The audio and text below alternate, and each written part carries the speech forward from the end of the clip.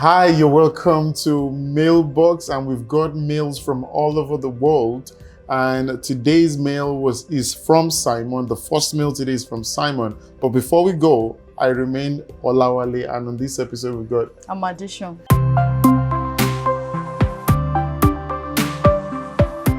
All right, so the question goes, it says, my wife and I have different parenting styles. I believe in setting clear rules and discipline, while she wants to be more lenient. We argue a lot about how to discipline our child, and it's creating tension. I want us to be on the same page, but we can't agree.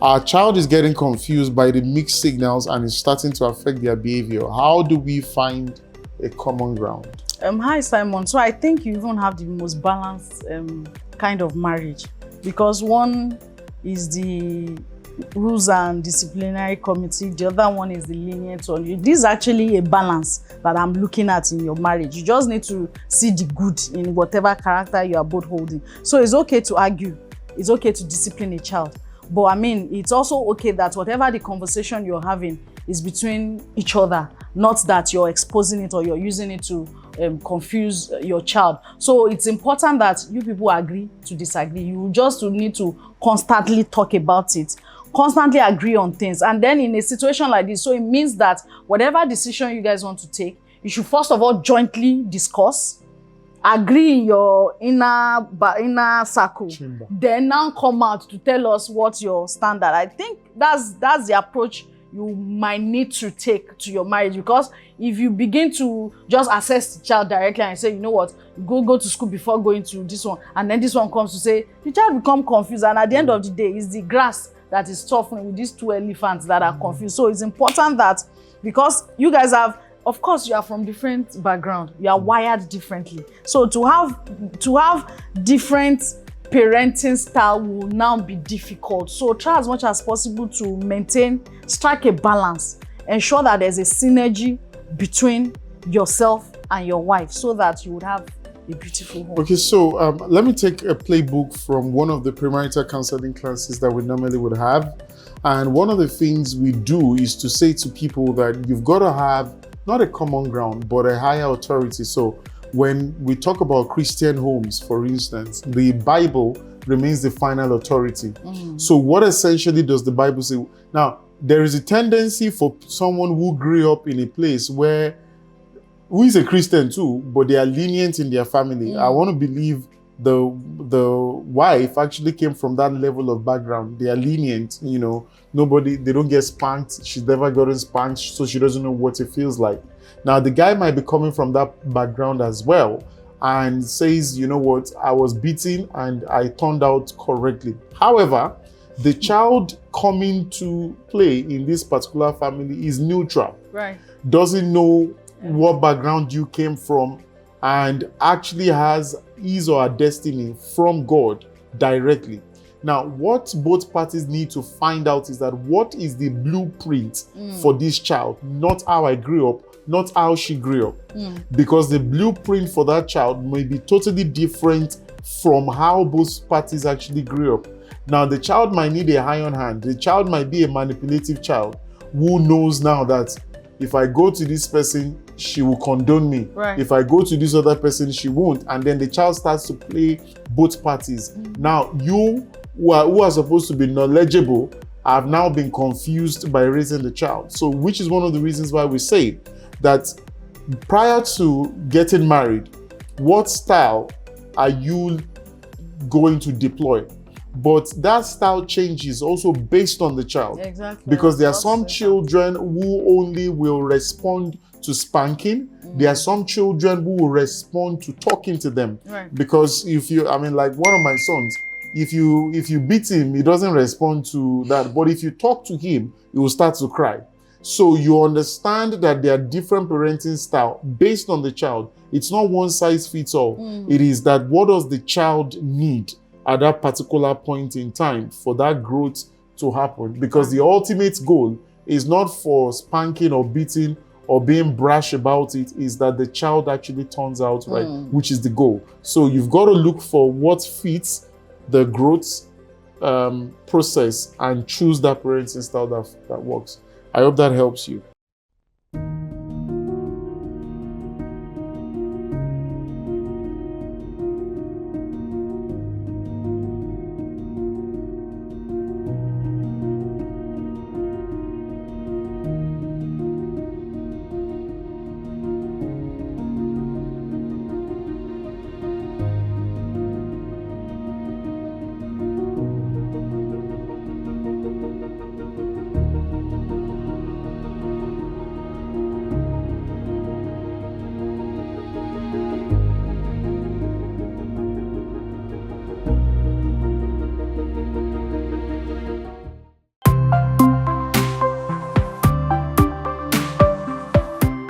So it takes us to the next question. Sibling rivalry. This is from Ngozi from Nigeria.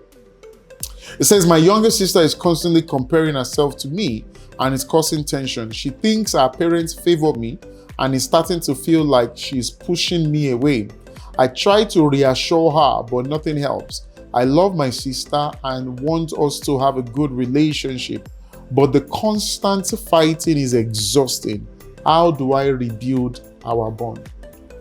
I think the tension we are getting on mails today, we need to actually bring the tension down. And I mean, I thank God that she said, I love my sister and I want to have a good relationship, but but the constant fight is exhausting. How do I rebuild our bond? So don't stop loving. People, if you have someone, she's your sister. It happens, siblings, it's always like that. Somebody is fighting somebody. She will come around. That's the truth. Pray for her, keep loving her. Don't stop loving her. It's at that point when you now want to take away whatever affection you are showing to her that will now make you the little person. So be the bigger person in this picture.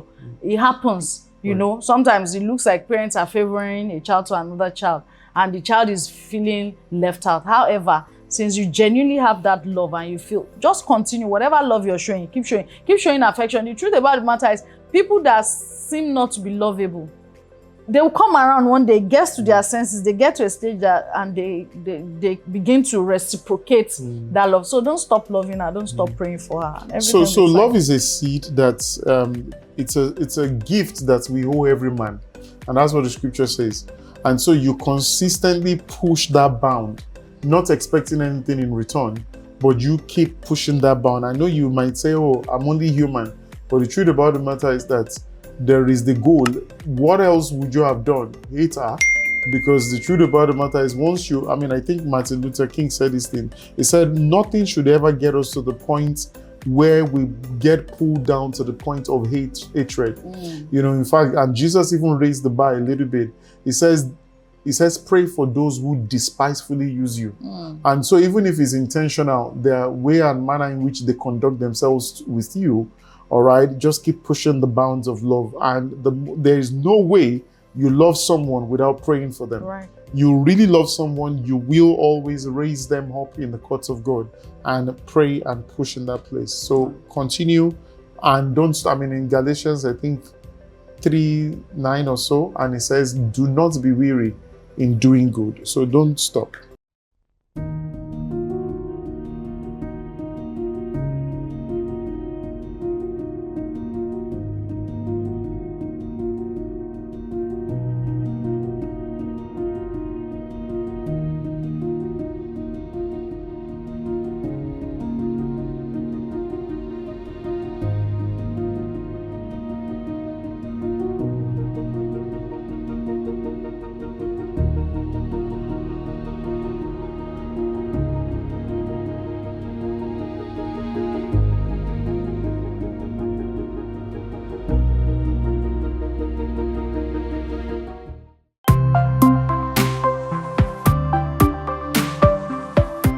All right then, so brings us to the last question on this particular episode. This is from Maria from United States of America. It says, my parents have always been overprotective and it's starting to affect my independence.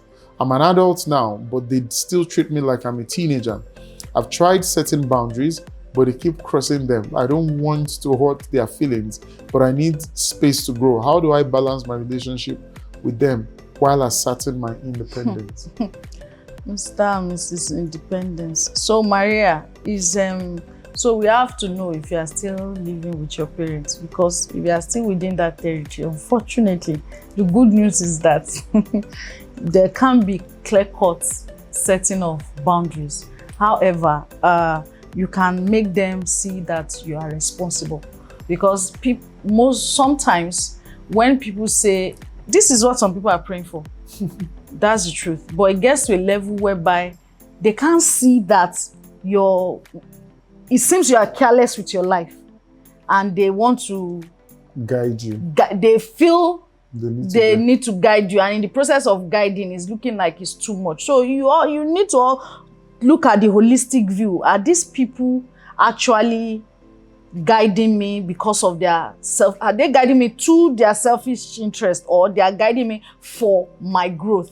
Because whatever way you want to look at it, sometimes parents just want to do, you say they are doing too much, but it's not too much. They just feel you need protection. You also need to own up to the conversation. You have to be responsible, because if you are within their territory, there's really no how you can. I have a particular conversation I'm dealing that has to do with this currently, but I keep telling myself, so long you are within that space, there's really no more. You are eating their food, you are getting the light from their bulb, you are breathing the air around their environment. You sleep in the same place, you are still that child. But when you are far away, there's a limit to how much they can influence. They can always tell you stuff, they can call you, can say, oh, thank you, and not do it, or say, oh, I've heard. But if you are still within within the confines of the same, we don't really know your age. We don't know if you're living alone or you're living with them. So all those mechanics, they actually go a long way in influencing whatever your parents' decision or their influence on you. And then again, prayer is important, because you also need to settle them. They need to be settled. Some parents are just like children. Some people are just constantly disturbed. Issues of life is scaring everybody, so they want to protect you against whatever the storm of life that is blowing. So you really need to pray for them so that their mind will be at peace. So there is a tendency for them to have an helicopter view of things that you can't see. So there are things they can see that you can't see. They've gone through certain processes in their lives that brings them into a place where they know that they're about to make a mistake, even though you can't see that. You know, from an helicopter view, you can actually see life from that perspective. Now, for you to let us settle this thing, is this, that you really want to be sure that you are independent, you've got to leave that environment. You know, I recall, I think my son was 5 years old and he had a squabble with my wife. He was 5 years old and he threatened that he was going to leave the house. So, you know, and my wife said, it's okay, you can leave. And then he packed his bag. All the things that were in his bag were not things that he bought by himself. They bought it for him. So the final straw was that we nearly bought him a car that will be charged by electricity. So he said he was going to carry it. And my wife said, no, you can't carry that car because it was a gift from my husband to you. So if you are going to go, you go by yourself. Alone. So he started walking out. You know, the housekeeper was looking at him and she was crying. And she said, lock my door. So he didn't get to the gate. Then he realized that exactly where am I going to? You know, so he found a way to come back home. And ever since that time, he's been humble. So the tendency for you not to see things through or see the total picture of a situation is high.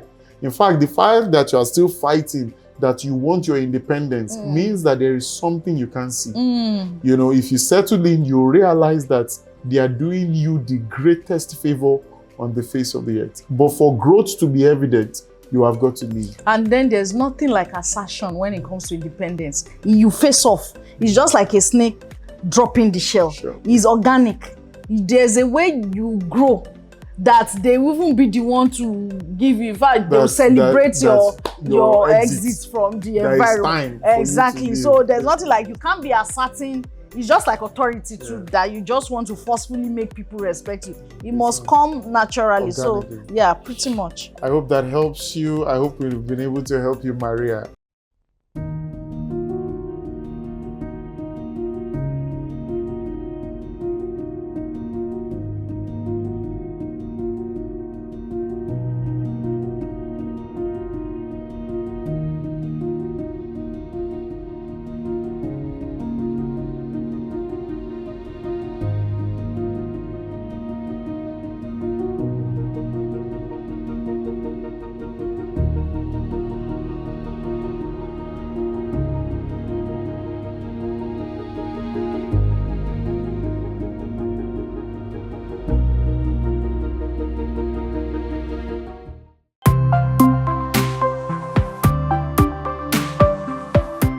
Until another episode of Mailbox, I remain Olawale, and with me, I'm Adisha.